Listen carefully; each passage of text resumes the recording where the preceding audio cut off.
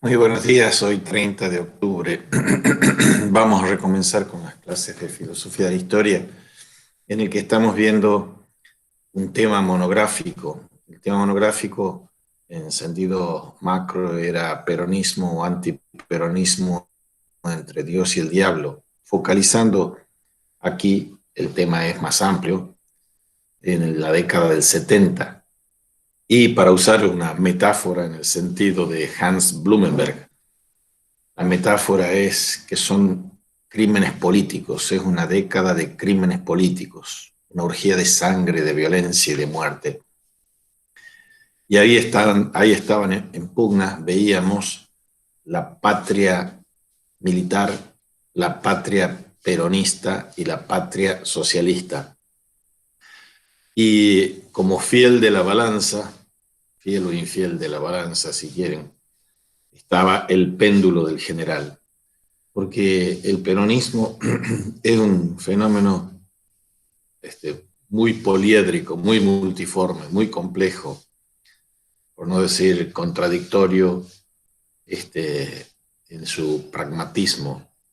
Entonces, el movimiento, ya eso es una concepción que va más allá de la democracia liberal burguesa, como se decía. El movimiento abarca un ala extrema derecha, un ala extrema izquierda y varios matices de centro derecha, centro izquierda y de centro dentro de él. Y cómo actuar como aglutinante, la figura de Perón era el único aglutinante de eso.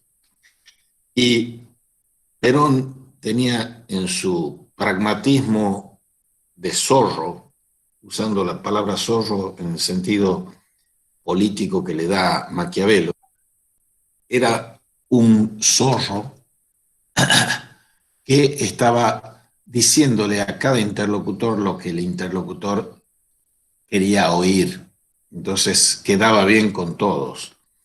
Y ese pendularismo del general en la fase más cruda y más violenta se da en el enfrentamiento que él va a tener con esa juventud maravillosa, como se llamaba en ese momento a la JP Montoneros, Juventud Peronista, porque es en ese momento en que desde el 59, que es la Revolución Cubana, y poco después, cuando aterriza aquí en Tucumán el primer connato de guerrilla, ese connato de guerrilla de inspiración guevarista va a ser el antecedente en los 60 de lo que va a eclosionar en los 70 con el nacimiento de Montoneros y ERP, para mencionar los dos más importantes.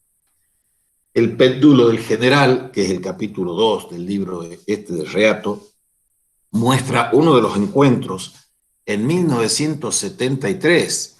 Montoneros es creado en 1970 como el ERP y está antecedido, Montoneros, como vimos en el capítulo anterior, por la cuestión de Córdoba. Córdoba fue la usina política de la revolución, dicho entre comillas, de la revolución guerrillera, y fue la usina del plan de exterminio, de aniquilación de la guerra en contra de la guerrilla, la contraguerrilla. Y cuando se encuentran en un hotel en Roma, el primer encuentro que tienen Juan Domingo Perón con los jefes montoneros, recuerden, veíamos que el epígrafe aquí decía: General, yo soy Mario Firmenich, oficial superior de Montoneros. Yo soy Roberto Perdía, oficial superior de Montoneros. Yo soy Roberto Quieto, oficial superior de Montoneros. Bueno, encantado, yo soy Juan Domingo Perón, general del ejército argentino.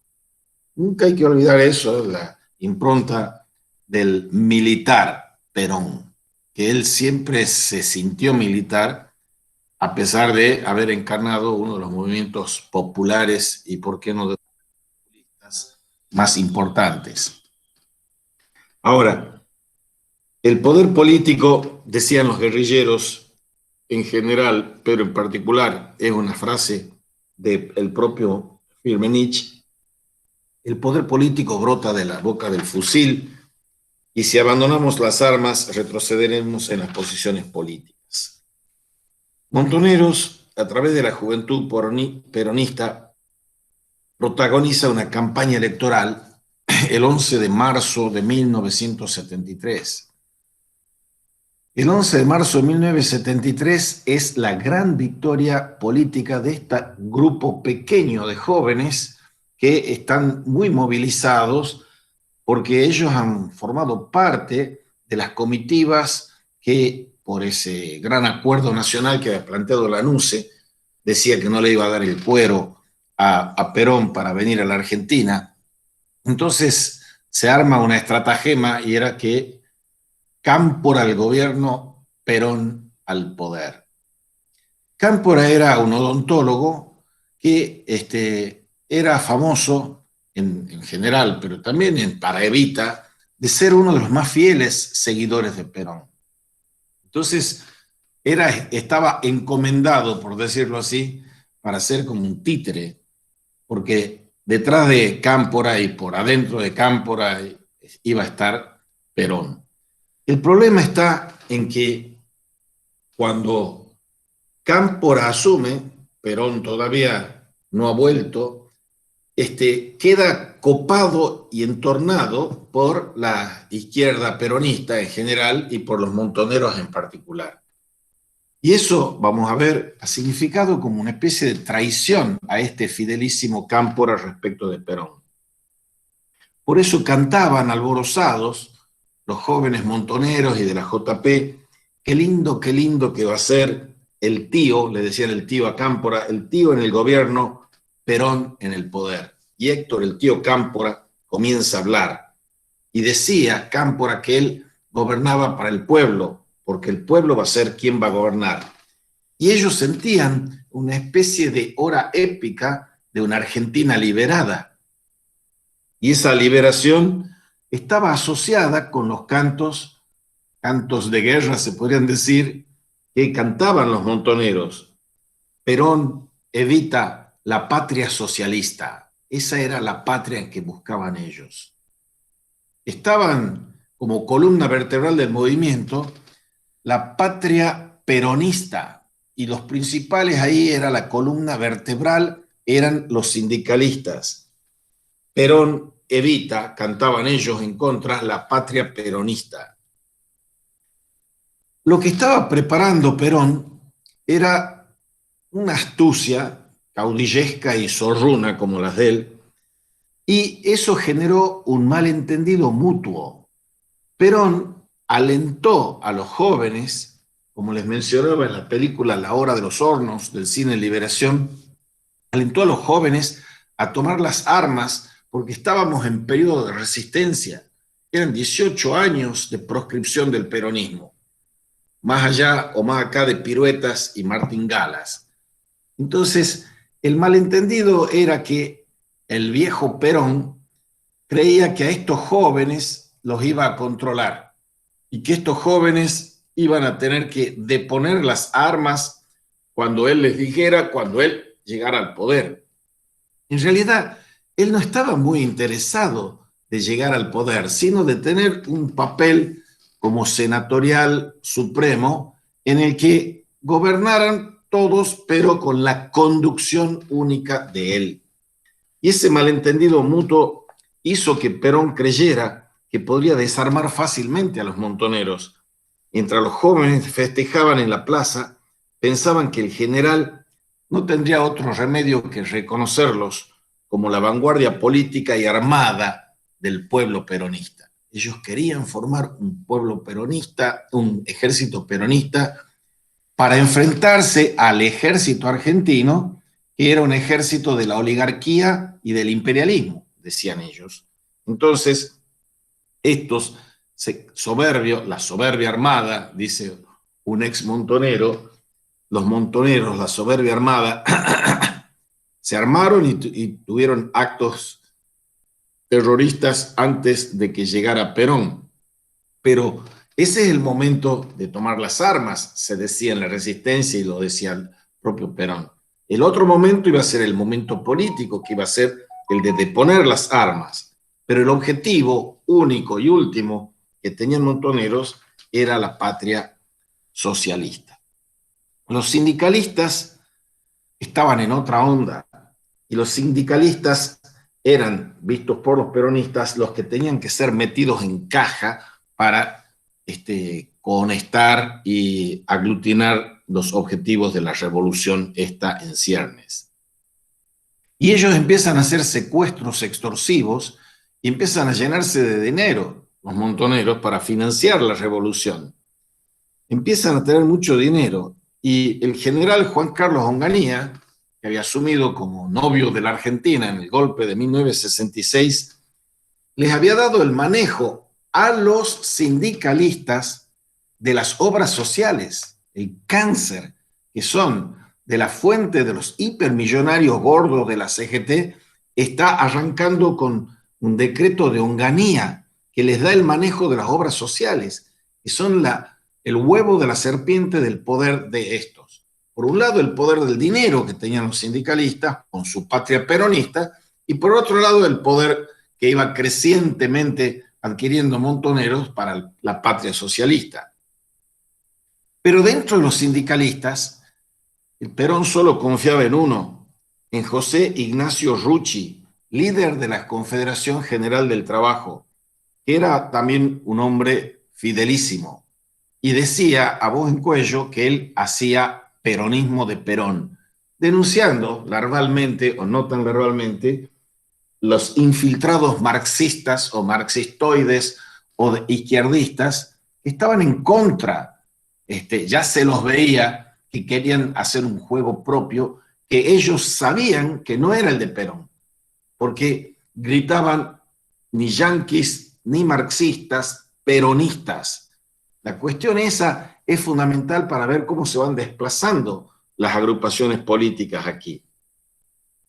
En ese enclave, en esa situación que Perón está acuarentenado en Madrid, para decirlo con un término contemporáneo, muchos años, y ahí iban a visitarlos todos, líderes sindicales, políticos, etc. Hay un militar, el más lúcido de todos, de esa línea que son Onganía, sucedido por Marcelo Levingston y sucedido por el general Lanusse. Y Lanusse era lúcido y él decide dar vuelta la argumentación y las posibilidades para ver de abrir un nuevo tiempo de posibilidad para el peronismo. Dar vuelta a los cuarteles y les da estas ideas, estos lineamientos, cuando estaba agonizando la revolución que había iniciado con su franquismo fascistoide Juan Carlos Onganía. Uno de los aciertos mayores que hubo en la parte política, estratégico-política de Montoneros, fue integrarse al proceso electoral de Lanusse. Ellos aceptan ese gran acuerdo nacional. Y los montoneros se convierten en la primera guerrilla del continente, en particular participando de elecciones. Después se van a dar muchos casos de movimientos guerrilleros que se integran a procesos eleccionarios. Pero estar en la opción armada y participar de elecciones era una cosa insólita e inédita. Y todas estas organizaciones guerrilleras, u orgas, como se las llamaba, se habían formado entre 1967 y 1970. Y hay que decir una y otra vez, sin mucho orgullo chauvinista tucumano, que cuando se habla de los 60 y las primeras movilizaciones guerrilleras, están hechas aquí, en Tacorralo, los Uturuncos, y son guevaristas. De 1967 se va generando un clima de presión social y política que es mundial, porque está en el 68 francés, el mayo del 68 francés, están las sentadas en California, está una convulsionada década del 60 que tiene protagonistas como el Papa Juan XXIII, después Pablo VI, que tiene a Nikita Khrushchev en Rusia, a John Kennedy en Estados Unidos, Martin Luther King, los Beatles, el flower power, todas esas cuestiones que hacían de los 60 un polvorín. Cuando llega el 68 francés, ese es también que hay que verlo en el contexto histórico para aplicar una hermenéutica sensata y analógica. Lo que está pasando en la posguerra de la Segunda Guerra Mundial, hubo una etapa muy dura de la reconstrucción. Fines de los 40, segunda mitad, segundo lustro de los 40 y década del 50. Cuando ya se está formalmente poniendo en pie, no solo Alemania, sino también Japón, están poniéndose en pie, la década de los 60, los que han nacido en la década del 50 y en los 60 ya eran adolescentes o jóvenes tempranos, son jóvenes que están volviendo de la cuestión de la reconstrucción ardua, laboriosa de su país. Y lo que están haciendo es viendo que tienen que tener una mayor participación en el mundo. Acabamos de despedir a ese genio de los genios, que es el mejor retratista y filósofo de la historia de la Argentina para esa época, Quino y su Mafalda. Lean Mafalda y van a ver qué significa ese caldo de cultivo que son los 60 para llegar a los 70. Y en los 60 está como líder ideológico de esa revolución de los jóvenes un filósofo judío alemán, discípulo de Heidegger, que se llama Herbert Marcuse. Herbert Marcuse es la mente más brillante que enarbolan estos jóvenes franceses, norteamericanos, para decir que hay que cambiar el mundo, cambiar las estructuras. Este mundo capitalista, opresor, no da para más. Poniendo leña a esos fuegos, viene la Revolución Cubana. Entonces, todo eso genera que en el 67, antes del 68, pero ya 8 años después de la Revolución Cubana, están las primeras semillas guevaristas de la guerrilla aquí. Y del 67 al 70 se terminan de dar los condimentos para que estalle, eclosione la guerrilla más organizada en Montoneros y en ERP acá.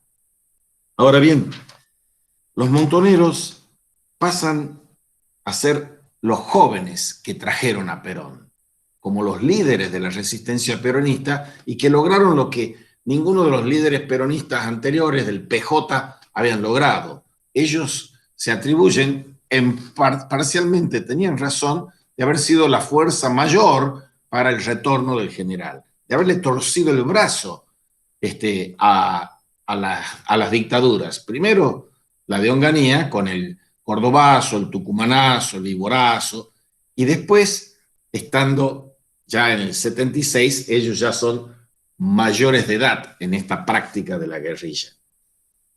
En realidad, Perón y la cúpula de Montoneros no se conocían cuando se encuentran en Madrid y en Buenos Aires, porque iban y venían entre Madrid y Buenos Aires, Madrid donde estaba Perón y Buenos Aires donde estaban los líderes políticos, sindicales, guerrilleros, y llevaban y traían mensajes al líder. Pero el idilio que tenía Perón con los jóvenes esos, que terminará expulsando de la Plaza de Mayo, termina cuando se vieron las caras por primera vez en la primera semana de abril de 1973. La democracia recuperada les dio ínfulas a estos jóvenes a creer que ya estaban a punto de tomar por asalto el cielo y de inaugurar la patria socialista, porque Perón, ilusos ellos, Perón iba a encarnar el ideal socialista, comunista, castrista, guevarista, porque había un personaje fundamental que era peronista, que es un gran admirador y que vivió mucho en Cuba, que era John William Cook, Cooke. Y John William Cook fue el enlace que primero los presentó en sociedad castrista a los montoneros y después fue el enlace para que fueran a formarse militarmente en Cuba. La democracia recuperada les daba a ellos las ínfulas de que no iban a obedecer mansamente a la jefatura de Perón. Tanto era la ilusión y el desubique que tenían los montoneros en ese momento que cuando hacen ese atentado, del que hay otro libro de una mujer, O'Donnell, sobre el atentado de Aramburu, que ha salido ahora en 2020, cuando hacen el atentado de Aramburu, en que asesinan así a mansalva a alguien que sí había sido de un valor simbólico importante, le van y le entregan como regalo a Perón, diciéndole, esta es la pistola con la que ejecutamos a Aramburu. Ellos tenían en su mente y en su corazón enfebrecido que iban a organizar milicias populares y estaban descartando y echando a un costado a todos aquellos dirigentes del peronismo que eran más nacionalistas que socialistas. Y ellos mismos venían, la mayor parte de ellos, de los montoneros, del nacionalismo católico y de derecha, y de la acción católica. Pero había otros que eran más nacionalistas y, por decirlo así, entre comillas, más católicos que ellos, como Julián Licastro, Carlos Grosso, y ellos los limpian en ese proceso político. Hay un personaje también emblemático, central, que ahora, este año, y merced a algunas de las investigaciones del propio Reato, pero no solo, que es el padre Carlos Mujica. El padre Carlos Mujica, que era de clase acomodada de la Argentina, fue nombrado en esa época como subsecretario de Promoción y Asistencia de la Comunidad.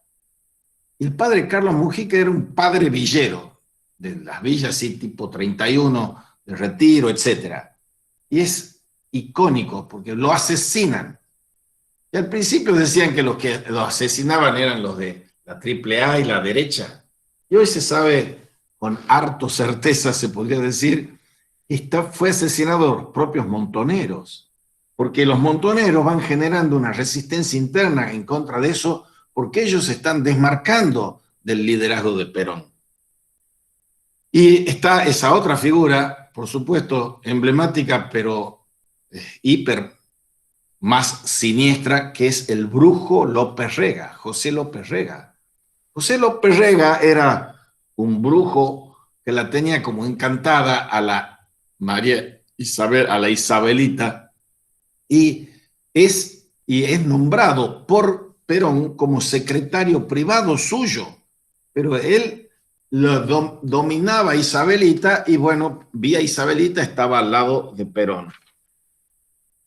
Cuando tenía una lucidez, el brujo que cuando se encuentran en el 73, de algo les he mencionado la vez pasada, les explica a los jóvenes dirigentes montoneros que él era el guitarrista malo de Gardel. Y entonces contaba que Gardel tenía un guitarrista bueno y otro malo, y de gira lo llevaba al bueno, y el malo se quedaba en Buenos Aires haciendo plata en nombre de ser el guitarrista de Gardel.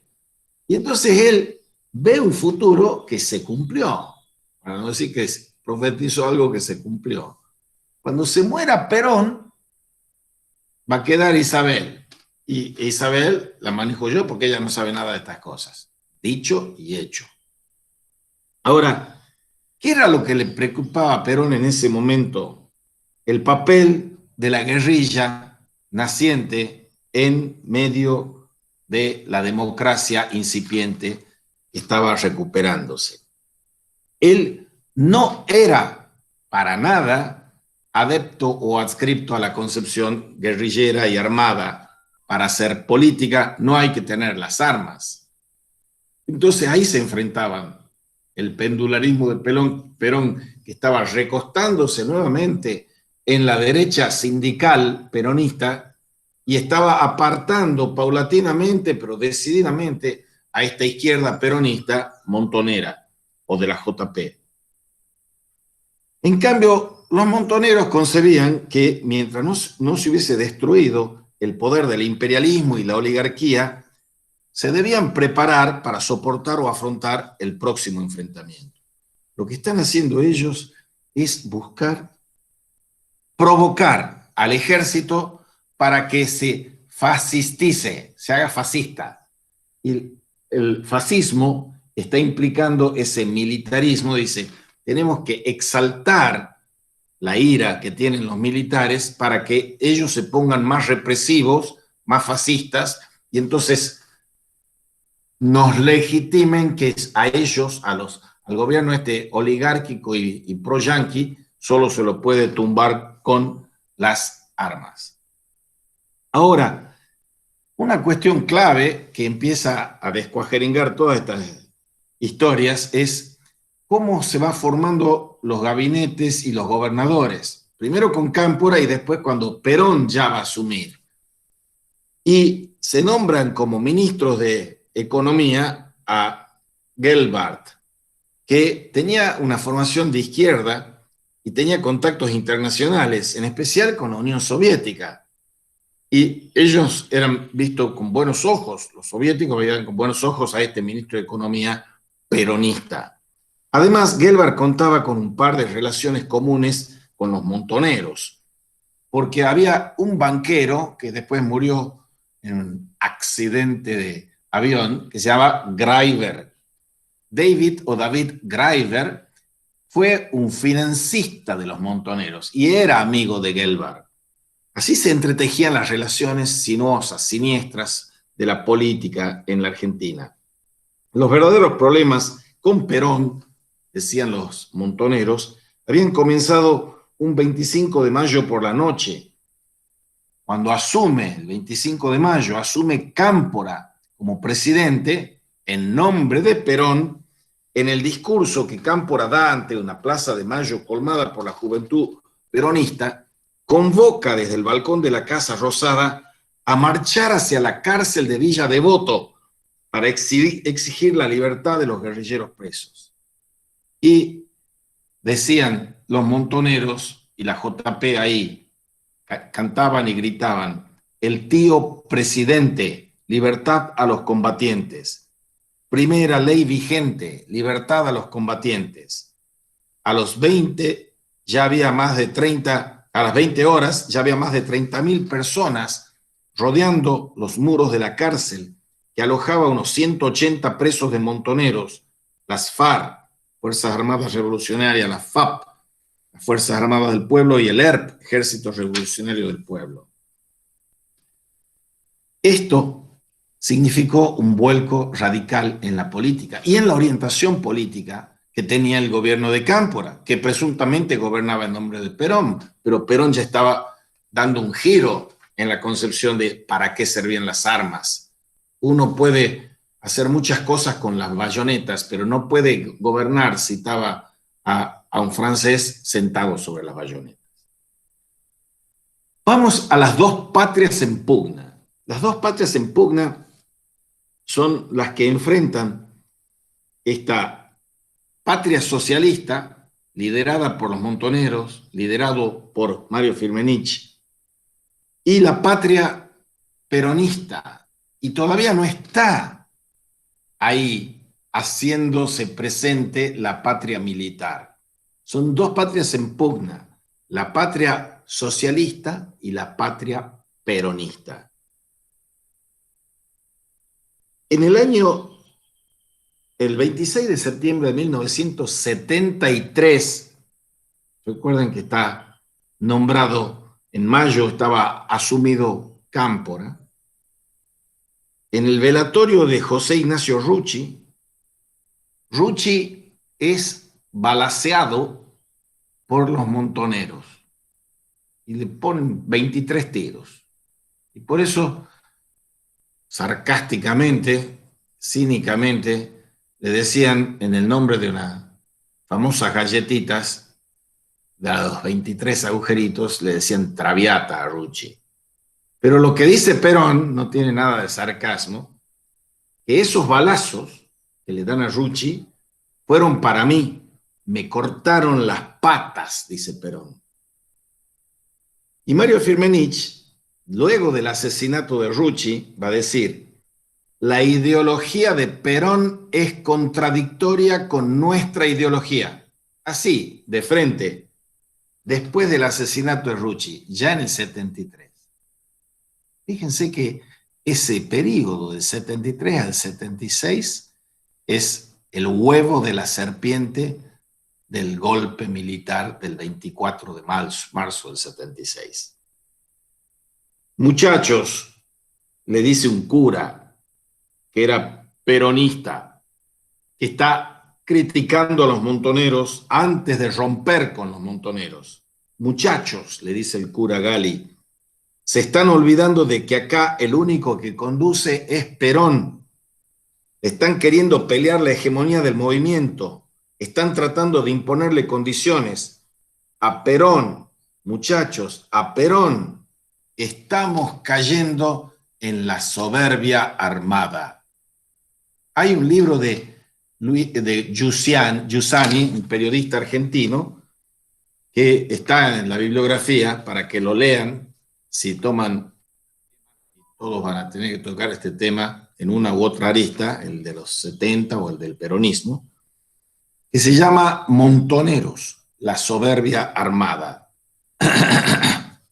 Bien, dicho eso, a título de epígrafe de las dos patrias en pugna, veamos ahora con más detalle lo que ha descrito este buen hombre, Ceferino Reato. Ceferino Reato tiene todos estos libros. Ahí se los ven chiquitos, yo se los leo. Ceferino Reato tiene un libro que se llama Salvo que me muera antes, el día que murió Kirchner, la noche que nació el cristianismo. Otro libro se llama Ceferino Reato 12 noches, 2001, el fracaso de la alianza, el golpe peronista y el origen del kirchnerismo. Ceferino Reato tiene un tercer libro que se llama Viva la sangre, Córdoba antes del golpe, capital de la revolución, foco de las guerrillas y laboratorio de... Ceferino Reato tiene un libro que se llama Ceferino Reato, Disposición Final, la dictadura por dentro y la confesión de Videla sobre los desaparecidos. Y está sentado en la cama de su prisión, Rafael Videla. Ceferino Reato tiene un libro que se llama Operación Primicia, el ataque de montoneros que provocó el golpe de 1976. Y tiene este que he mencionado antes, Operación Traviata, ¿quién mató a Rucci? Bien, este hombre se viene fogueando con este periodismo de investigación y haciendo foco en esta tortuosa, siniestra y accidentada vida del peronismo contemporáneo, digamos así. Y aquí menciona que el primer libro que él escribió sobre los 70 fue Operación Traviata, acerca del asesinato del líder sindical José Ignacio Rucci, la gota que derramó el vaso, según Juan Perón, al lanzar una purga de fin del mundo contra los montoneros, que acentuó la locura de los atentados, secuestros, bombas y muertes. Rucci fue asesinado el martes 25 de septiembre de 1973 a las 12:10 por un preciso disparo de FAL del mejor cuadro militar de montoneros, Julio Iván Roqué, también conocido como Lino Martín Mateo o Uno, un oficial superior que era el número 6 de la conducción nacional y planificó todo el operativo. Y ahí viene la anécdota. ¿Saben cómo le dicen a Rucci? Pregunta uno. Traviata por los 23 agujeritos. Para los montoneros, el atentado adquirió entonces un nombre definitivo, Operación Traviata. Lino era un cordobés grandote, sereno, amable, maestro y licenciado en Ciencias de la Educación, que publicó varios artículos en la revista Pasado y Presente, algunos de cuyos intelectuales influyeron en el giro de Mario Firmenich y otros jefes montoneros hacia el marxismo. Les hago una evocación de algo que ya vimos largamente.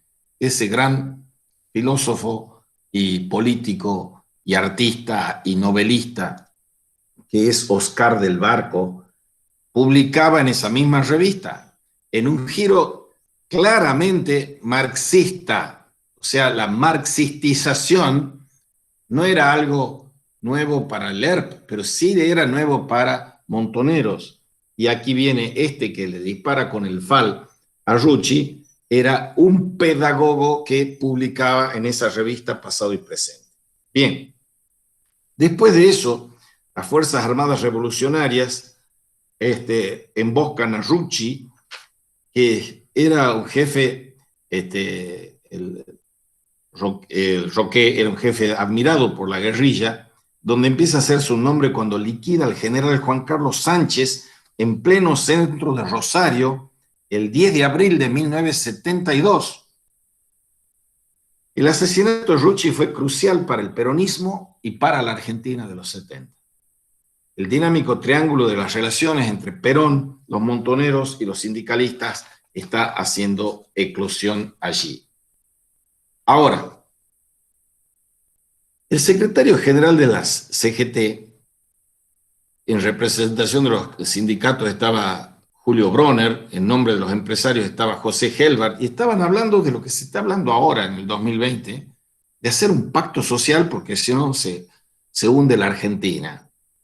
Entonces, los sindicalistas, conducidos por Perón, moderaban los reclamos salariales y del lado del Ministerio de Economía moderaba las pretensiones de otro tipo que estaban trabando porque había una alta inflación, o qué novedad, una alta inflación, una baja de salarios, etc.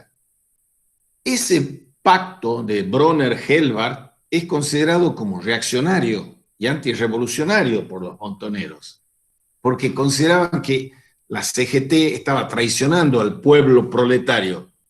Esa moderación sindical fue una de las claves para que el pacto social tuviese éxito, para que creciera el país, cayera la inflación y la distribución de la riqueza fuera más equitativa en procura de la promesa peronista del 50% para el trabajo y el 50% para el capital.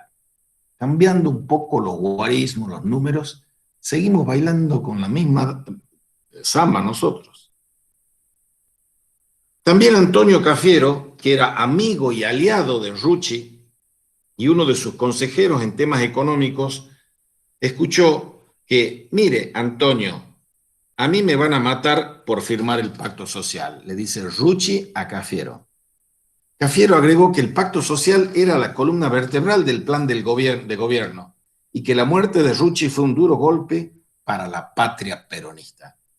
La concepción central de Perón giraba alrededor de la concertación entre el capital y el trabajo, y estos muchachos de la juventud peronista y de los montoneros no querían conciliación de los patrones con los empleados, del capital con el trabajo, querían la lucha de clases.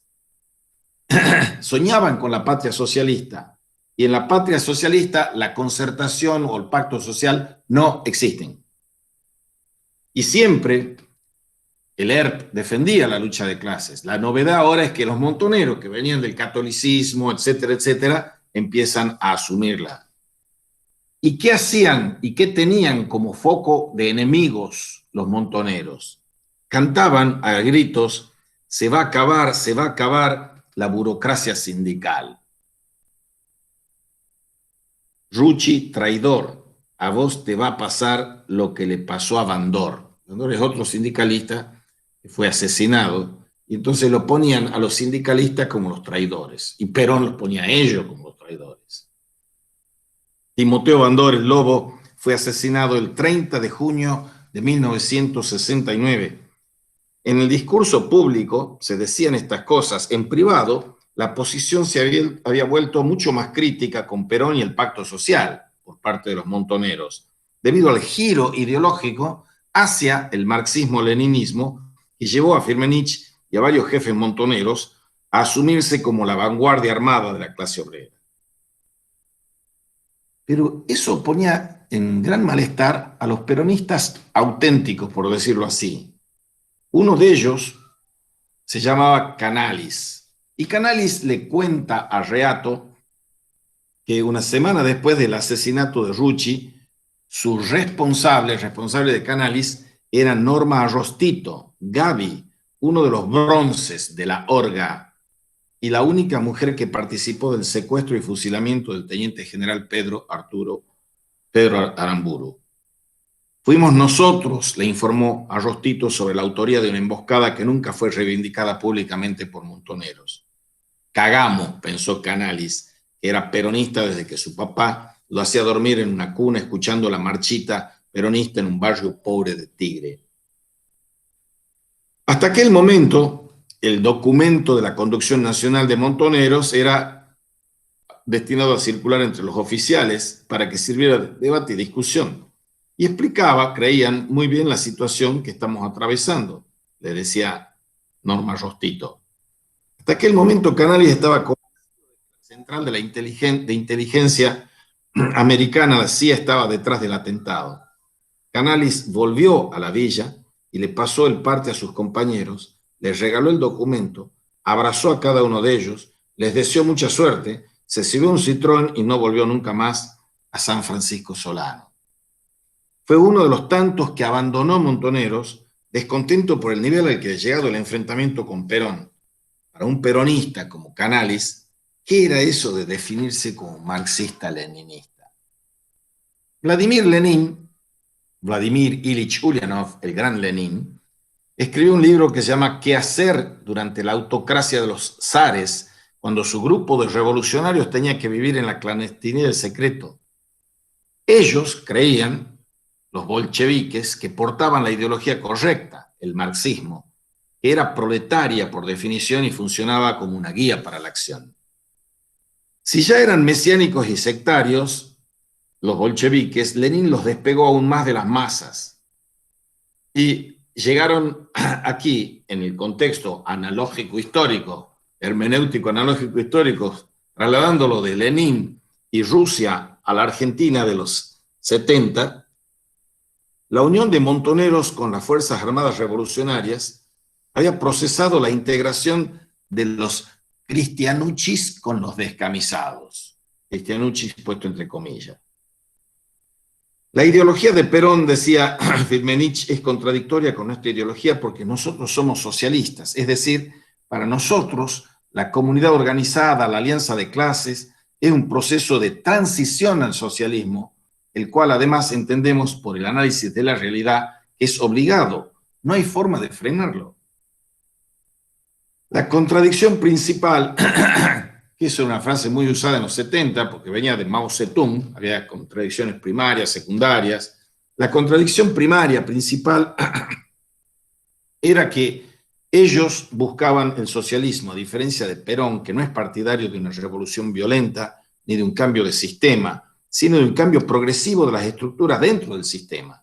Y además, entre el tiempo y la sangre, Perón elige el tiempo y ellos eligen la sangre. La única acumulación de poder válida, decía Firmenich, es la del poder militar. Y la acumulación del poder militar es el poder militar del pueblo, el ejército del pueblo. Nosotros somos construir las milicias, Perón no. La operación Traviata fue ese disparador. La muerte sorprende a Rucci en el pico de su poder. Y la victoria de la fórmula Perón-Perón por el 61,85% de los votos, la mayor cifra de la historia hasta entonces, también le pertenecía un poco a Rucci.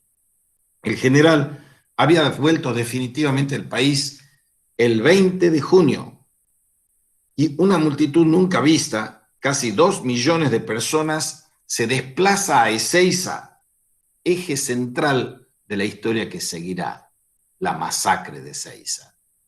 2 millones de personas se juntan en Ezeiza para recibir a Perón, que venía en avión, para darle la bienvenida luego de casi 18 años de exilio. Pero la fiesta peronista terminó en una masacre en la que hubo 13 muertos y 365 heridos en los alrededores del palco montado en el puente El Trébol sobre la autopista Riccieri, a 3 kilómetros del aeropuerto. En ese palco debió haber hablado Perón, y no pudo, porque los tiros lo obligaron a bajar en la base militar de Morón. Fue una matanza dentro del movimiento. El locutor oficial era el cineasta y cantautor Leonardo Fabio, uno de los mejores directores de cine de la Argentina, y que tiene una serie de 5 videos, es Perón, Sinfonía de un Sentimiento. Leonardo Fabio era un peronista hecho y derecho, y él era el locutor, y decía candorosamente, lo vemos hoy después de los hechos, se ruega a los peronistas no hacer uso de sus armas. Se le escucha decir mientras zumbaban las balas. Jorge Manuel Osinde era un teniente coronel retirado, secretario de Deportes y Turismo de la Nación y protegido del Ministerio de Bienestar Social, ministro de Bienestar Social José López Rega. Y él había organizado todo el operativo para neutralizar a la JP y a los montoneros, que eran la mitad de ese, no la mitad del millón, pero eran una gran cantidad de militantes, miles. De los 13 muertos, 3 pertenecían a montoneros, 1 a la derecha. De los otros 9, la mayoría no pudo establecerse si pertenecían a algún grupo dentro del peronismo. La masacre de Seiza tuvo mucho significado histórico e impactó fuertemente en la moral de los jefes y la tropa de la Orga. No tenía nada que ver con la patria socialista que vivaban los montoneros, esa patria peronista que vivaban los sindicalistas. Uno de los resultados de esta orden de Perón fue de limpiar de zurdos el país y limpiar de zurdos el movimiento, que para él eran unos infiltrados, pero era también limpiar de zurdos la cultura, la educación y la universidad. Da una orden Perón y el pedido de renuncia al interventor de la UBA, entonces, que era Rodolfo Puigros, que estaba encolumnado en la izquierda peronista. Y así hace con muchos otros. Para Juan Manuel Abad Medina, secretario general de los montoneros, el asesinato de Rucci fue la provocación más grande contra el general. Y él nunca dudó de que habían sido los montoneros y lo vivió así. Yo tenía diálogo permanente con el general y me reunía con gente de la organización. Había gente sensata, pero el liderazgo estaba en manos de un grupo que pensaba que en la Argentina estábamos cerca de la revolución. Él parece apuntar a deshacerse de un número limitado de los izquierdistas más extremos y correr la izquierda más hacia el centro, decía el embajador Lodge, embajador de Estados Unidos. El diplomático estadounidense calificaba esos hechos en 3 grupos: atentados contra la policía, ataques a locales de sectores juveniles y sindicales del peronismo, tiroteos de la policía con supuestos criminales.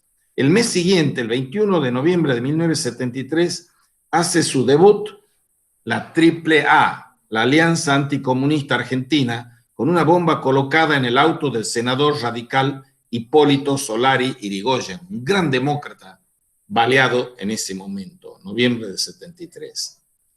Los principales jefes de esta AAA eran ex policías y ex militares. Algunos de ellos se habían hecho notar en la matanza de Seiza.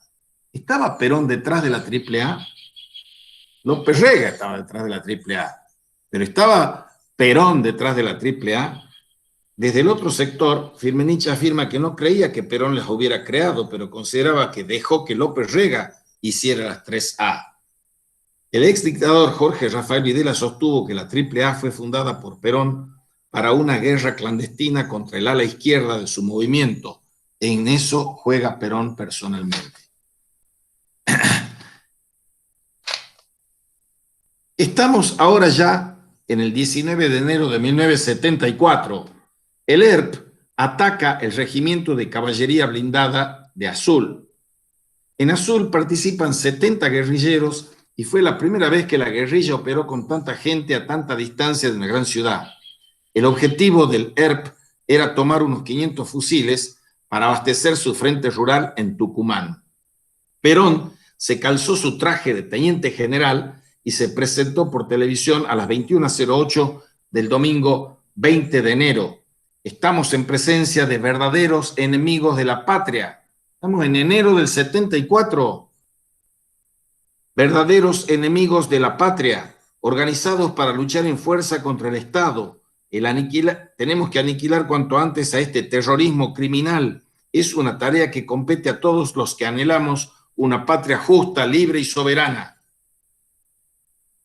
Y sigue su purga de izquierdistas del gobierno y hay una treintena de diputados reunidos Y Perón saca a relucir el asesinato de Rucci. ¿Nos vamos a dejar matar?, dice Perón. Lo mataron al secretario general de la Confederación General del Trabajo. En ese momento agregó con lo que acabamos de ver, en que una banda de asaltantes invoca cuestiones ideológicas o políticas para cometer un crimen. No, un crimen es un crimen, cualquiera sea el pensamiento o el sentimiento o la pasión que impulse al criminal. 2 días después, el 24 de enero de 1974, renuncian 8 diputados vinculados a Montoneros, entre ellos Carlos Kunkel, que fue un connotado legislador kirchnerista hasta no hace mucho. Al día siguiente, el Congreso sancionó la reforma del Código Penal y el Consejo Superior Peronista expulsó a los 8 diputados. El último round de esta pelea lo plantea Montoneros en un acto en la Plaza de Mayo con una asamblea popular ante la cual Perón debía rendir cuentas. La consigna que llevaron era punzante. ¿Qué pasa? ¿Qué pasa? ¿Qué pasa, general? Que está lleno de gorilas el gobierno popular. Con fastidio, Perón espera que se callen, luego hace gestos con las manos pidiendo silencio y como no lo consigue, se larga a hablar. Compañeros, hace hoy 20 años que en este mismo balcón y con un día luminoso como este, hablé por última vez a los trabajadores argentinos.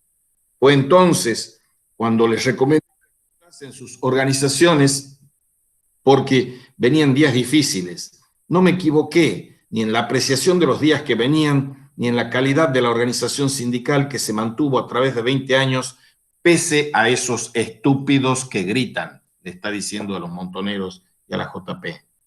Los Montoneros reaccionaron con cantos ya clásicos. Se va a acabar la burocracia sindical. Montoneros, carajo, Montoneros, carajo. Eso eran los gritos. Mientras los montoneros volvían a la consigna central, Perón toma aire y asesta otra puñalada, esta vez recordando a Rucci, aunque sin nombrarlo.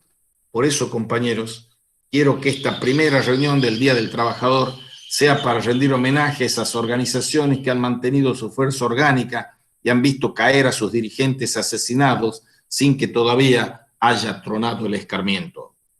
Los montoneros sintonizaron la misma frecuencia y gritaban: Rucci, traidor, saludos a Bandor.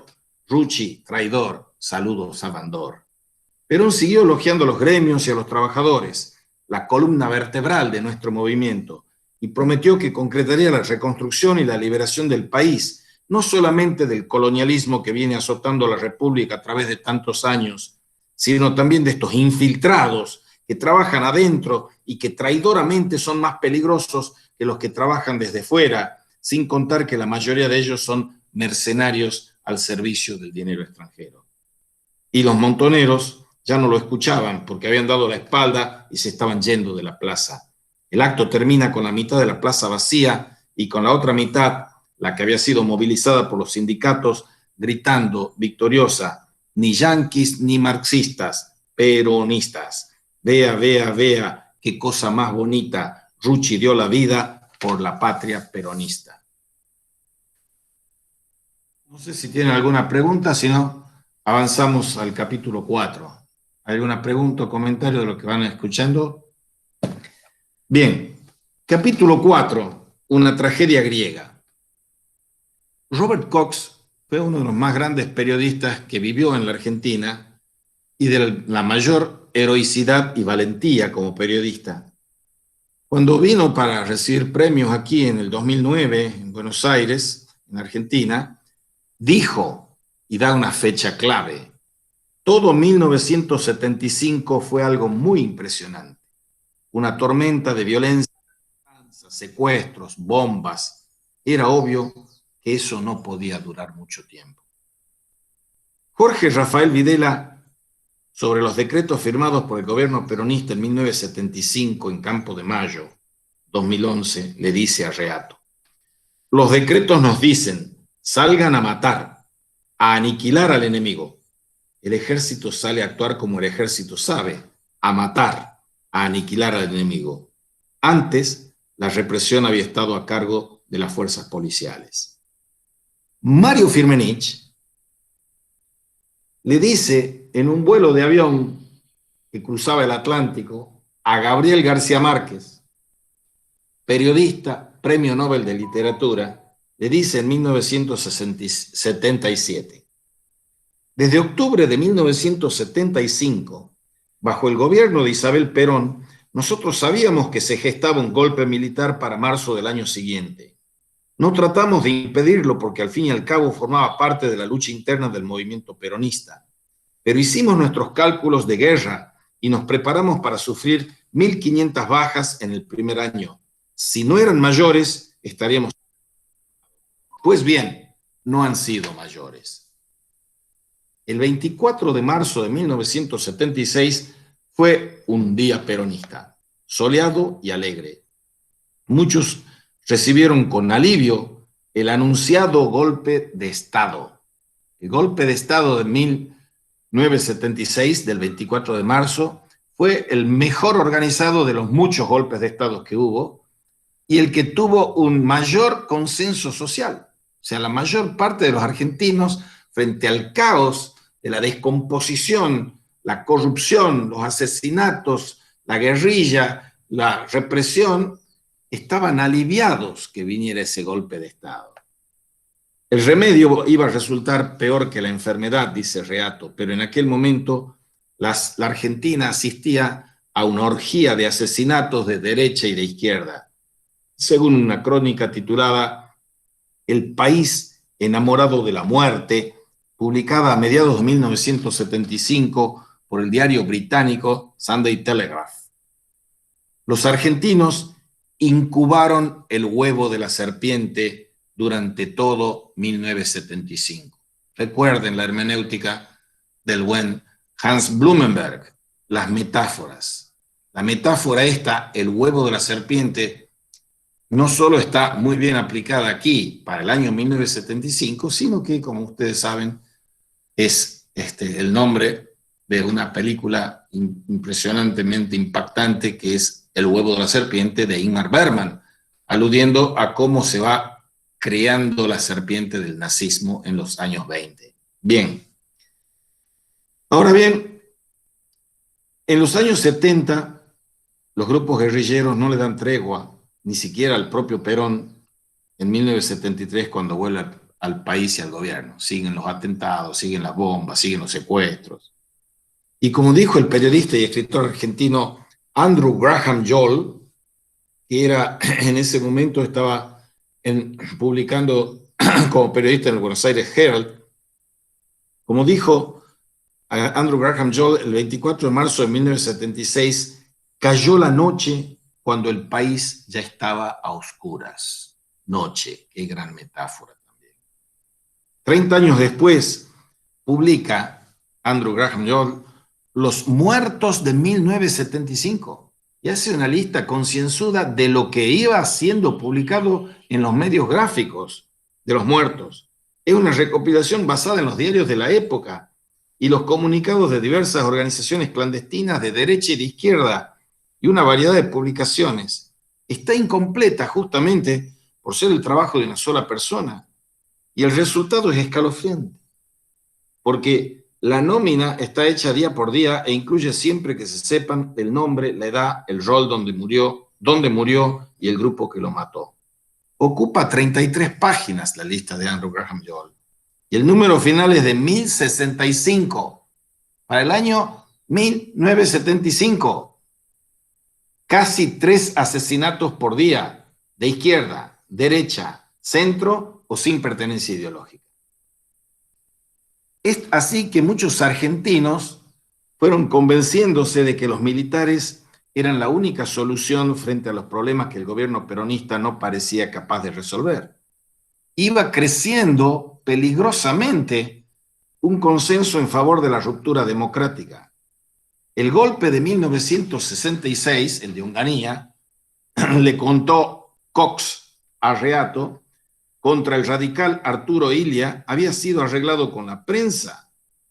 Pero los civiles estaban ahora golpeando la puerta de los cuarteles y eso ya formaba parte de la tradición política. Cada vez que las cosas se ponían medio peliagudas, se golpeaba la puerta de los carteles para que los militares resolvieran lo que los políticos no podían hacer.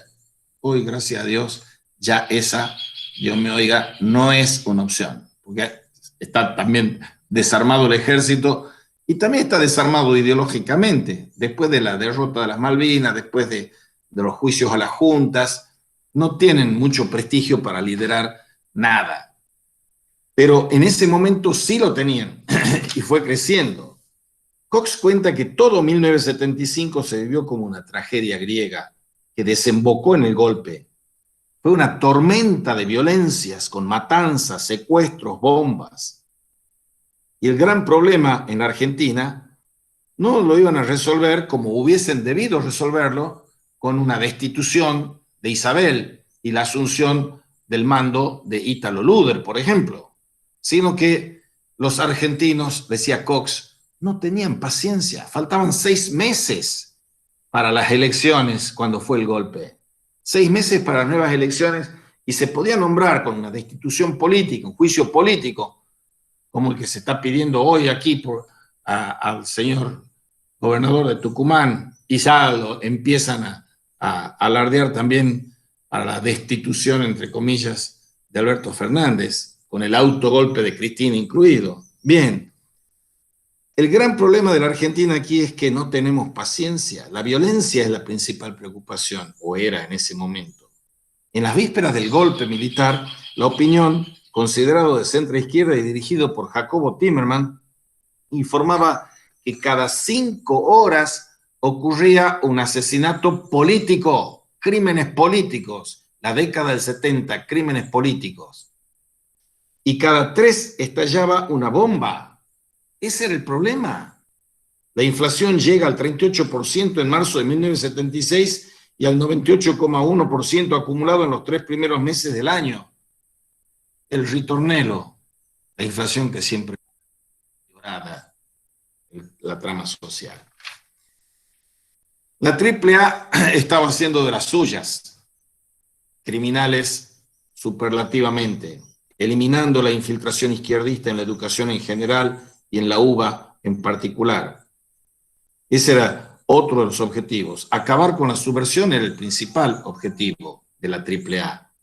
Eliminar a la izquierda de la universidad y de la educación, el segundo. Y el tercero consistía en poner fin a las políticas económicas antiempresarias relativamente nacionales y reformistas.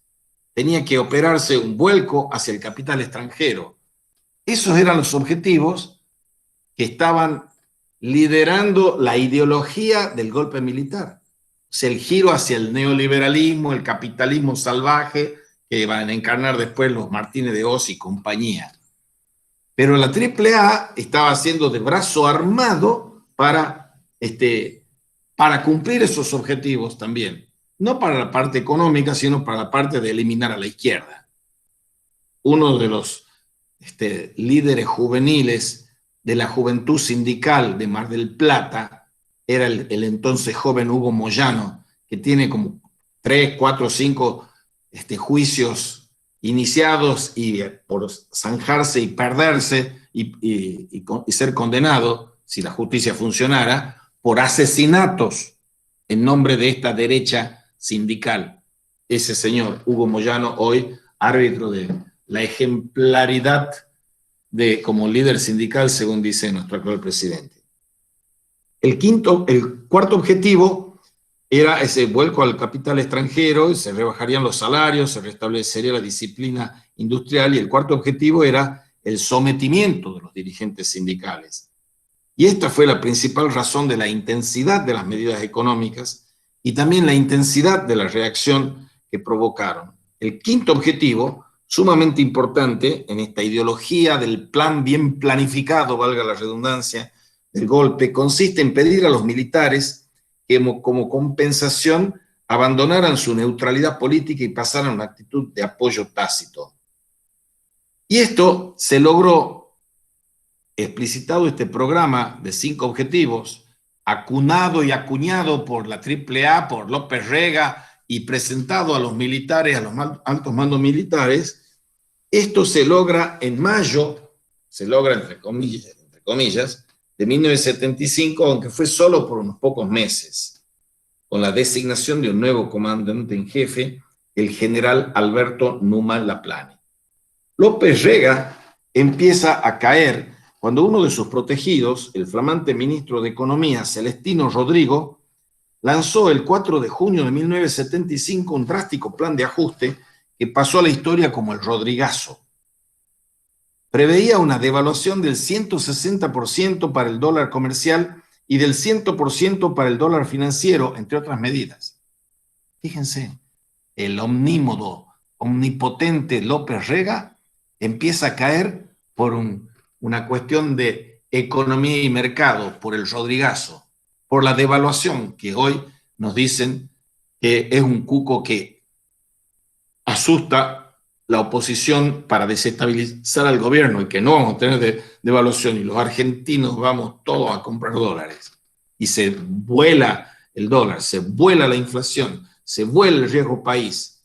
O sea, no se puede gobernar ni mantenerse en el gobierno con una inflación galopante, con un dólar por las nubes. Eso le pasó a López Rega, era el señor todopoderoso y cayó por el Rodrigazo prácticamente.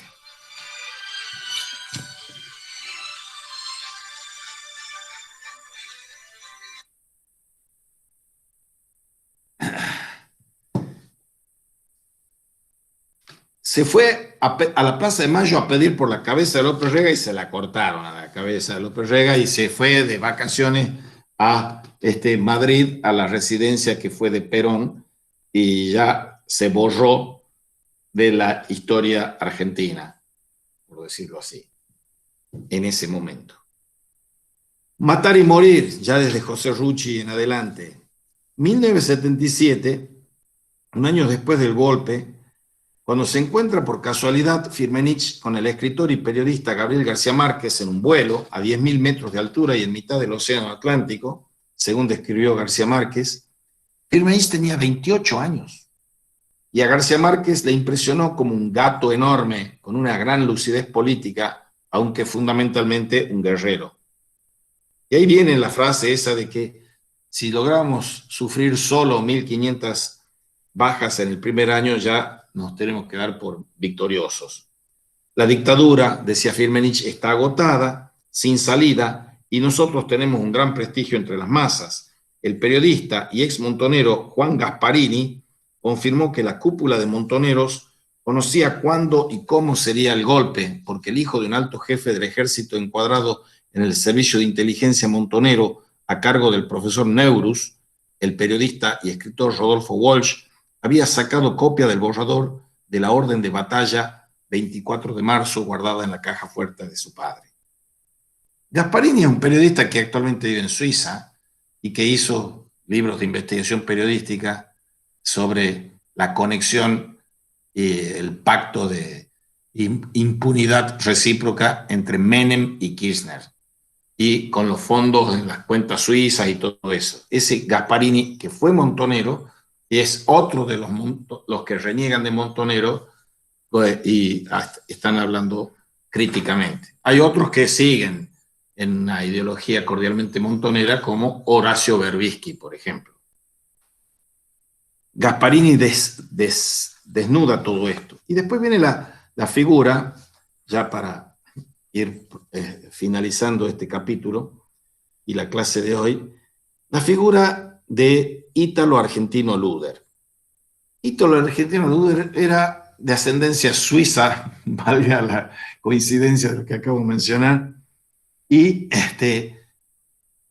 él hubiese sido la carta para evitar el golpe militar, porque los militares estaban cavilando sobre el desmadre que se estaba produciendo en el país, y ellos ven y les dicen, los comandantes les dicen, en el 75, cuando estaban arreciando toda esa violencia, espiral de violencia, les dicen que si si Luder asumía temporariamente, los militares lo iban a apoyar para lograr salvar el país. O sea, es visto con el diario del lunes, es como darle una advertencia.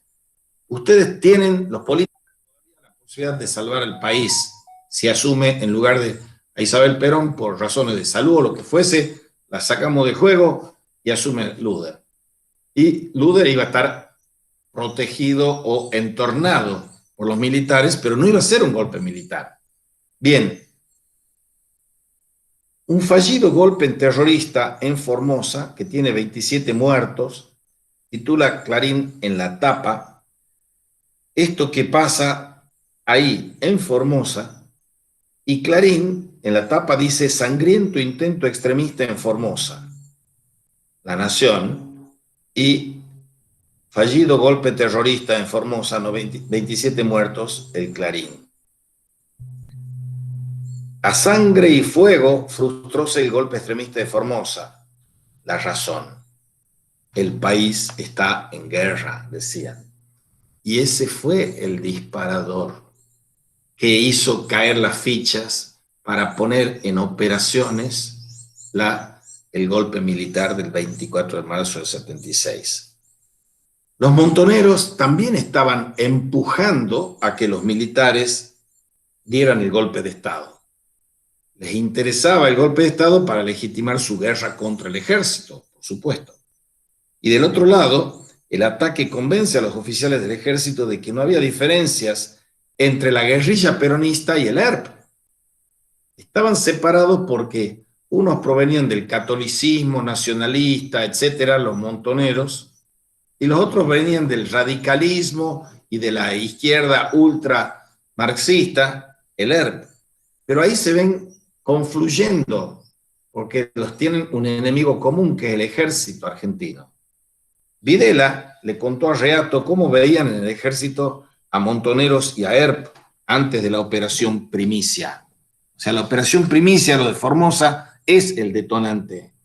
Por su preparación militar e ideológica, el ERP era más enemigo que Montoneros, era algo ajeno, era otra cosa. Montoneros guardaba algo del nacionalismo, del catolicismo, del peronismo con el que había nacido.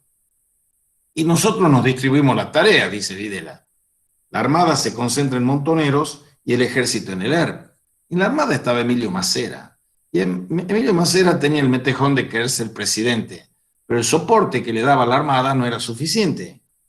La Armada se concentra en Montoneros y el ejército en el ERP. Ahí hace unos vínculos para hacer sociedad con Montoneros, para después del golpe asumir él como presidente, Macera.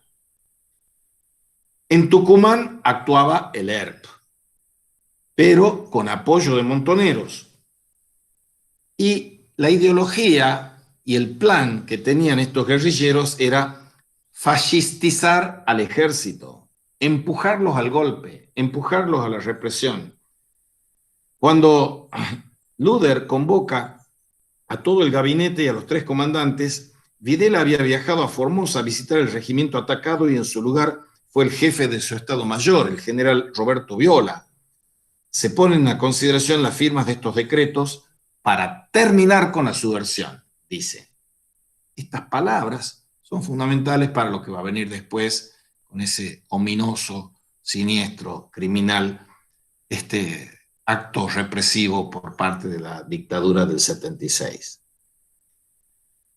Aquí vemos cómo la derecha estaba asistida y apoyada por la izquierda. La izquierda montonera estaba apoyando a la derecha para fascistizar el gobierno y ellos legitimarse a su vez. Los decretos ordenaban a las Fuerzas Armadas, comillas, las operaciones militares y de seguridad que sean necesarias a efectos de aniquilar el accionar de los elementos subversivos en todo el territorio del país. Aniquilar el accionar de todos los elementos subversivos del país. Con sarcasmo, Videla, cuando los estaban juzgando, dicen, a nosotros nos han mandado que matemos, y eso lo sabemos hacer bien. ¿Cómo se puede aniquilar el accionar sin aniquilar al que acciona? Dice Videla. La escalada guerrillera apuntaba al corazón del gobierno peronista, el monopolio de la violencia física legítima que caracteriza a todo Estado moderno y le permite cumplir con su función básica, que es mantener el orden. El control por parte del poder político sobre las fuerzas militares era una ilusión que tenían los peronistas oficialistas que estaban a cargo, que no era solo Luder, sino también ese joven Carlos Rucauf, joven ministro de Trabajo en ese momento. Y ellos creían que los militares le iban a dar el apoyo para que ellos siguieran gobernando y que ellos se iban a guardar en el cumplimiento de los decretos de aniquilar el accionar de la guerrilla, se iban a guardar una cuota de control del poder político sobre los militares. Pero ahí empiezan las desapariciones de personas. El tema de los desaparecidos, les he dicho ya en otras clases, es tristemente uno de esos vocablos de invención argentina. La desaparición forzada, el asesinato, la tortura, esas cosas inenarrables, ignominiosas que acontecieron aquí. Desapariciones de personas. Las desapariciones, decía Videla, se dan luego de los decretos de Luder, que nos permiten entrar en guerra contra la subversión, que nos dan licencia para matar.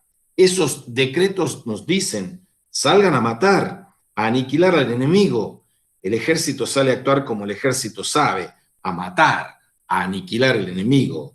Antes, la represión había estado a cargo de las fuerzas policiales. El término aniquilar, agregó, era la llave para esa licencia para matar previsto por el Código Militar y en el decreto 2772.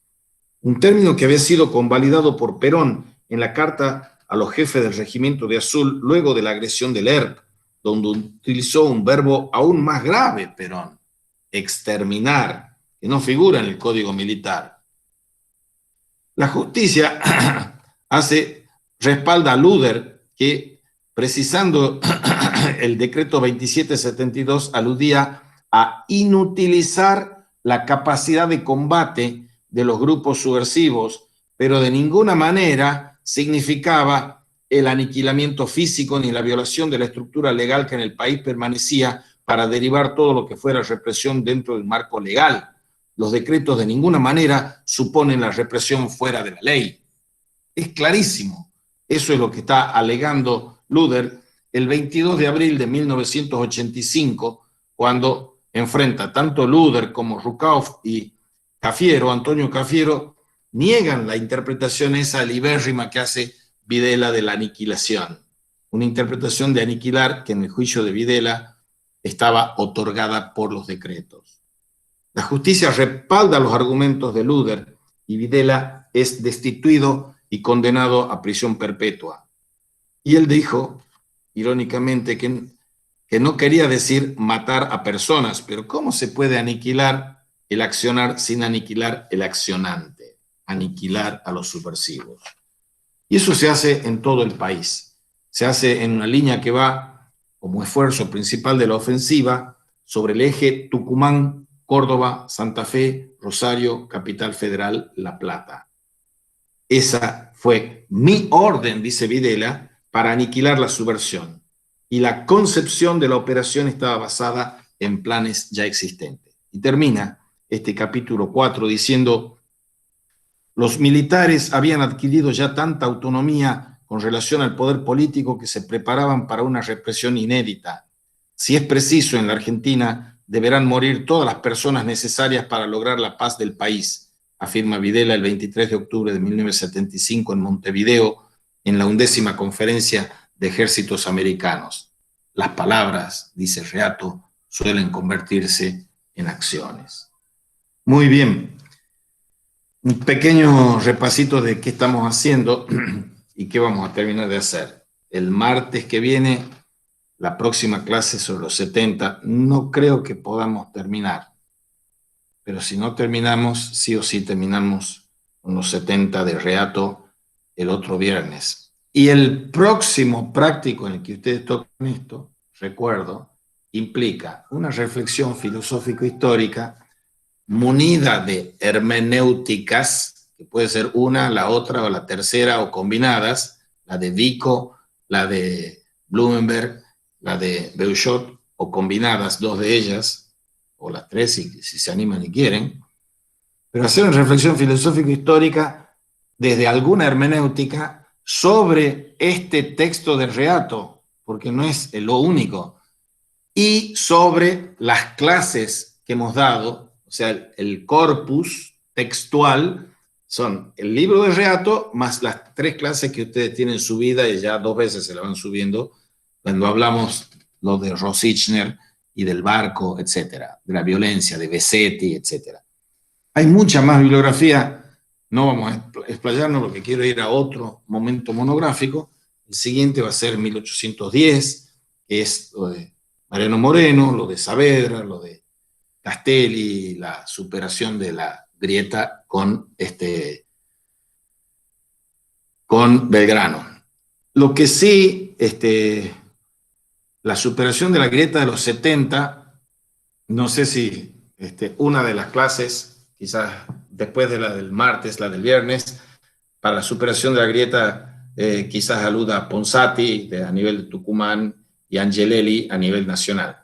Son solo algunos ejemplitos puntuales para que vean cómo se arma una reflexión filosófico-histórica a partir de una hermenéutica de las claves sobre un tema monográfico. Bien, no sé si tienen alguna pregunta o comentario de lo que hemos dicho hasta ahora. Profe, yo le quería preguntar, es más de opinión, la verdad, pero me intriga mucho porque es un tema que me da vuelta mucho en la cabeza. No sé si, la primera pregunta es si coincide con que hay como una tendencia general a, a no hablar de esos 3 años del 73 al 76 y, digamos, la discusión intraperonismo, digamos, y si coincide con que eso es así, con que hay esa tendencia, ¿por qué considera que pasa eso? Muy linda pregunta. Una de las cosas muy valiosas que tiene esto del reato es que le pone fechas a los acontecimientos. Y la fecha central es el 75. El 75 es la mayor orgía. Los argentinos, pero no es una particularidad solo argentina, somos negacionistas. Cuando yo digo, frente al caos que está imperando aquí en Tucumán, que está imperando en la Argentina, y creemos que yo argentino, que yo no tengo responsabilidad en eso, y echamos la pelota para afuera. El negacionismo es eso. Cuando yo, alemán, cuando es derrotado el nazismo, dice, no, nosotros no tenemos nada que ver con eso, eran unos cuantos loquitos que hacían esas cosas. El negacionismo es adoptar la neutralidad, que es imposible. Una cosa es que la neutralidad sea imposible y otra cosa es que la hermenéutica, cualquier hermenéutica sea válida. Tu pregunta apunta a esos 3 años. Esos 3 años son la clave de ver qué pasó del 73 al 76 para que se desencadenara ese infierno, el más descomunal que hubo en la Argentina, de crímenes políticos, que es el 76. Y nosotros decimos, ¿qué vamos a investigar esas cosas? Dejemos de remover el pasado, miremos el futuro. Típico argumento de la derecha y de los conservadores, de los liberales a ultranza. Nosotros miramos al futuro, así como los CEOs que dirigían la Argentina en el gobierno anterior. Miramos al futuro, no queremos ver el pasado. Pasa que en ese pasado estamos metidos todos. También chicos tan chicos como ustedes. Porque el pasado no es pasado pisado. Cuando yo tengo que hacer historia de lo que está vivo. Historia de lo que está vivo, viviente. ¿Y qué es lo que permanece vivo de esos años 70?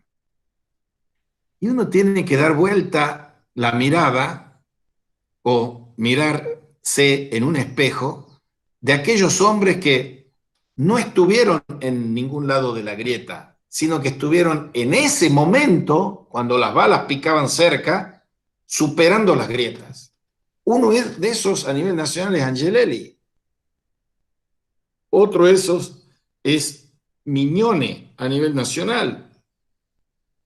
A un señor católico, militante, practicante y político, que le mataron a una hija que era catequista y que hizo un libro que se llama Iglesia y Dictadura, que es fabuloso para mostrar la trama corrupta y criminal que tenía cierta jerarquía de la iglesia con la dictadura militar. Y aquí en Tucumán tenemos dos hombres que son de extraordinario peso. Uno ya murió y el otro vive, gracias a Dios. Son Arturo Ponsati y Gaspar Risco Fernández. Arturo Ponsati fue profesor de Derecho Político, de Historia de las Instituciones. Arturo Ponsati fue un tipo que en esos años, del 73 al 76, aquí en Tucumán, en la calle 25 de Mayo, en la Facultad de Derecho, discutía con los montoneros en contra de la opción armada. Bueno, y así siguiendo. Respuesta más condensada a tu pregunta. Somos culposamente amnésicos de los años del huevo de la serpiente que derivó en el infierno del 76 y secuelas. O sea, queremos olvidar la cuota de responsabilidad. Ustedes ni habían nacido, obviamente, pero la cuota de responsabilidad que tenemos todos, pero sí tienen ustedes una responsabilidad. ¿Qué actitud asumen hoy respecto de lo que vive de aquella época? Y por supuesto, aunque esté vivo, biológicamente, Firmenich es un muerto histórico, total. Santucho es un muerto biológico y un muerto histórico. Ponsati es un muerto biológico, pero vive. Y Gaspar Risco vive. Y Pisarello, un abogado radical que defendía presuntos guerrilleros y que mataron en la época de dictadura, vive. O sea, superar la grieta es apostar por la vida, como han leído en el documento de los obispos, y apostar por la muerte, y el viva la muerte, muy fascista él, por más que lo digan los marxistas y trotskistas y lo que fuese, eso es apostar por la propia muerte, la muerte histórica. Cuando estos delincuentes salen a decir, la historia me absolverá, la historia no absolve a nadie. No somos del todo culpables porque no hemos iniciado la historia, dice Albert Camus, y no somos del todo inocentes porque la continuamos. Esa tiene que ser la interpelación para ustedes, alumnos de filosofía de la historia, reflexionando sobre los años 70 y sobre el peronismo, antiperonismo, militares, dictadura. Ah, pero eso pasó hace tanto tiempo. Pasó hace tanto tiempo y la agrupación que dirige y lidera Máximo Kirchner se llama Cámpora. Se llama Cámpora por un libro de la biografía de Cámpora, el presidente que no fue, se llama el libro, que escribió un montonero que se llama Bonazo. También los montoneros cambian y se van metamorfoseando. Y Bonazo fue uno de los que hizo libros críticos, elogiosos de Cámpora, pero el presidente que no fue, que inspira a Máximo a crear la Cámpora, pero hizo un libro que se llama El Mal, sobre los negocios de la Barrick Gold, la minera multinacional, con los kirchnerismos, pero es un aplastar al kirchnerismo desde ese punto de vista. O sea, no hay cuestiones que sean anacrónicas. Si la historia es porque es historia de la vida. Y la historia de la vida siempre es optar por la vida contra la muerte. Y si yo opto contra la vida y por la muerte, ya estoy muerto. Entonces, ustedes, para no estar muertos, para la generación de sus nietos, tienen que hoy, sea cual sea el o los temas que toquen, son los temas que están forjando y formando su persona, tienen que optar por la vida, no por la muerte. Y si no, si optan por la muerte, tienen que ser conscientes que ya son unos muertos. Los muertos optan por la muerte. ¿Alguna otra pregunta? Si nadie más quiere, yo tengo una más, profe. Pero lo que quiera. Este, ¿Usted piensa que hoy hay como un germen de esa misma discusión intraperonismo, con los dichos de Moreno, con la supuesta división, porque no creo, no hay nada como confirmado entre Cristina Fernández y Alberto? ¿Usted cree que hay algo, digamos, como germen de eso mismo que sucedió en los 70? No, no porque sí creo que la historia nunca se repite, como quieren muchos fatalistas, pero sí creo que hay algo análogo, hermenéutica analógica. A ver, son casi tragicómicas las expresiones. ¿Quién gobierna Buenos Aires? Kicillof. Kicillof viene del marxismo, de ser doctor en economía, etc. ¿Con quién se está peleando Kicillof? Ayer hubo una marcha en La Plata porque están atacando a todos los gobiernos municipales que son de la oposición. La Plata es la sede del gobierno. Kicillof, ¿qué está haciendo? Le está, para mostrar la interna esa, que no es solo de Guillermo Moreno y no es solo Alberto Fernández y Cristina Fernández, le está dando a los ocupas, usurpadores, algo que no cobran un docente que empieza a enseñar, o que no cobra, gente pobre no cobra eso, ¿ya? Un subsidio a los ocupadores de 50.000 pesos mensuales por 6 meses, para que vayan buscándose un terrenito o algo así. Ese señor, Kicillof, muy docto en economía, que dicen que es, ha dicho que hay que atacar a los varones, con V corta, del conurbano. La expresión correcta gramaticalmente es varones, con B larga, como título nobiliario, los varones del conurbano. ¿Quiénes son? Son los del PJ tradicional, tipo los sindicalistas, etc. ¿Y por qué quiere atacar a los varones? Porque él está en contra del machismo y del patriarcalismo. A ese nivel de imbecilidad llega. Pero volvamos a la primera parte de la polémica Cristina-Alberto, o diferencias Cristina-Alberto. Todo el mundo sabía que Alberto era nombrado como títere de ella, pero prometió a los votantes que no iba a ser títere. Ahora, tu pregunta apuntaba si esto sería análogo a lo que pasó entonces. Cristina odiaba y odia al PJ, pero el caudal de voto más grande que tiene Cristina, porque ella es una chica de clase media relativamente baja, que ahora es recontra supermillonaria, ella lo que a los de PJ los considera unos patoteros, unos aprovechadores, unos ladrones, unos corruptos, etc. Entonces ella ha querido gobernar con la cámpora sin el PJ. Cuando llega a la encrucijada de que pierde la elección y va a la elección de hace menos de un año, ella sabe que hace una genial movida táctica, porque es genia tácticamente, de cooptarlo para su causa al tipo que la criticó más fuertemente, porque la criticó más que Massa a la Cristina, diciendo que era una inexperta, que era llevaba por lo de Irán, por lo de los dólares a futuro, que por la inflación, por todo, que no sabía gobernar, todo eso decía Alberto. Lo pone Alberto, pero ella es el poder detrás del poder. Acaba de sacar una carta, porque ve que se va al bombo el gobierno de Fernández. Esa carta puede ser hermenéuticas, si la hay para aplicar, para leer la carta, puede ser interpretada de modos muy diferentes. Por ejemplo, Alberto sale diciendo, ay, qué carta tan tierna, qué linda es que la carta que me ha hecho.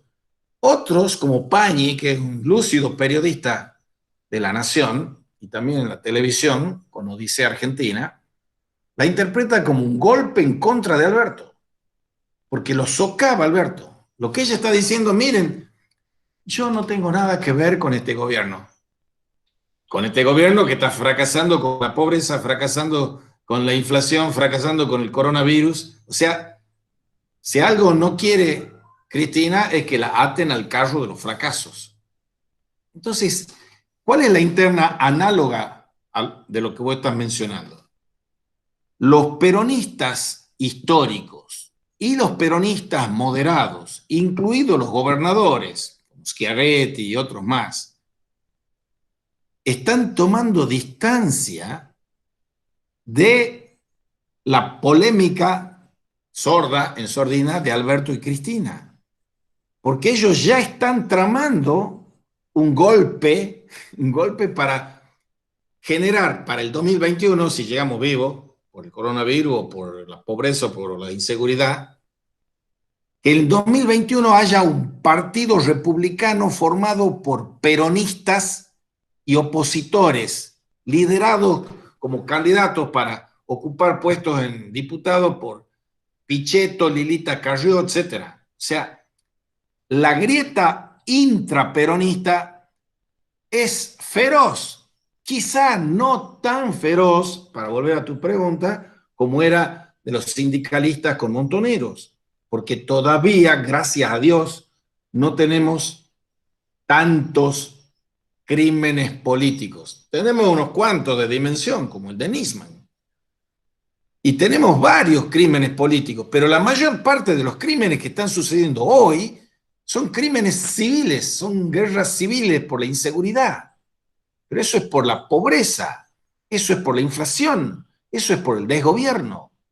Entonces, está creciendo lo que ha pasado en el 12 de octubre, esa marcha nacional, que no es de un partido, ni de dos partidos, ni de un grupo de partidos, es la sociedad civil misma la que está marchando y no está queriendo guerra, no está queriendo asesinatos, está queriendo república, está queriendo democracia, está queriendo educación, está queriendo seguridad, está queriendo salud, está queriendo lo que nosotros salvajemente sonreíamos con Alfonsín, cuando decía con la democracia se educa, se come, se cura.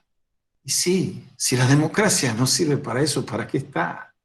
Si la democracia no es una forma de vivir y de convivir con las diferencias, no matando al otro, ¿para qué estamos?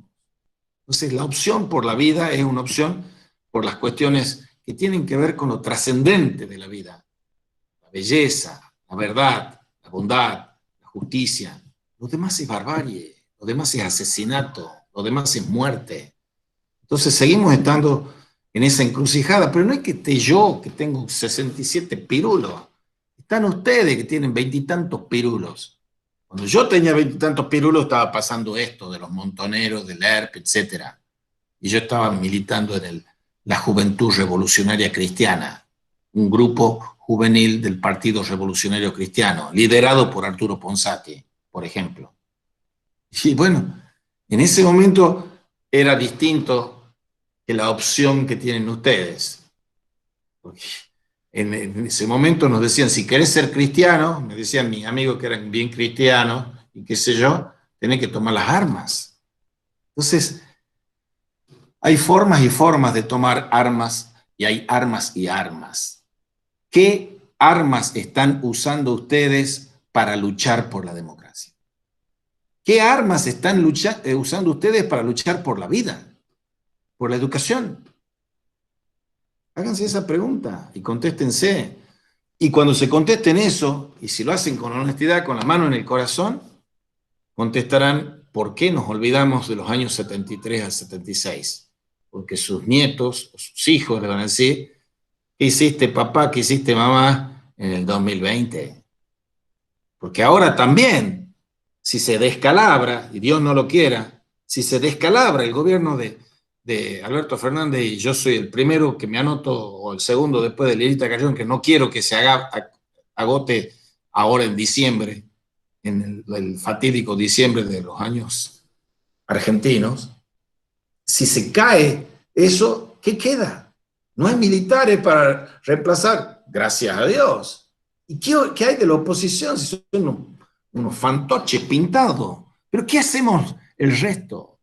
El resto de los ciudadanos argentinos, ¿qué hacemos para preservar la calidad de la democracia que supimos conseguir y estamos sabiendo desbaratar? Es que no son tan complejas las medidas que hay que tomar, pero nadie las toma. Justicia independiente, supresión de los gastos del Estado, supresión de cantidad de diputados y legisladores, rebajarle el sueldo a toda la casta política. Pues son medidas que están recantadas para solo mencionar las cuestiones esas. Que una chiquita, porque es hija de una vocal suprema de la Corte de Justicia de Tucumán, gane 7 veces más con 20 y tantos años para hacer nada, gane un sueldo de 700.000 pesos, y un docente titular full time, máxima dedicación, con 120%, gana 7 veces menos que esa chiquita. Estoy diciendo esa chiquita, no tengo nada personal contra esa chiquita. La cohorte, la casta de la familia judicial son infamantes por lo altos los juicios. Una medida que se podía tomar, claro, ustedes me dirán es utópico, es revolucionario. El sueldo más alto de la República es el del presidente. De ahí para abajo están todos los sueldos. Y en una escala en que la diferencia o la brecha del sueldo del presidente y el empleado iniciado en una fábrica o el maestro que está empezando a diseñar tiene que ser 7 veces más, no 60 veces más.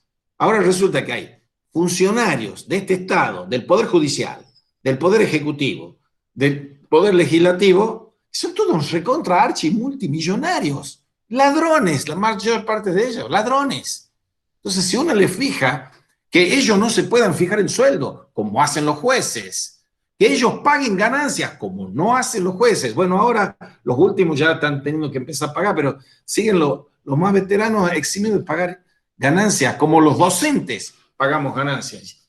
Y a uno como docente con un sueldo 7 veces más chico que el de una changuita de 20 y tantos años que está en el Poder Judicial, le hacen pagar más del 20% de impuesto a las ganancias. Son infamias. Y no son medidas complejas, son sencillas. Pero bueno, hay quien le pone el cascabel al gato. Si no le ponen ustedes, cada uno de ustedes, en el metro cuadrado que están viviendo y en el momento que están viviendo, no se los pone nadie. Disculpen que sea tan vehemente, pero a mí me da bronca que queramos tan poco a nuestro país, a nuestra patria, a nuestra historia, a nuestra vida. Bien, ¿alguna otra pregunta? Bueno, nos vemos el martes si Dios quiere.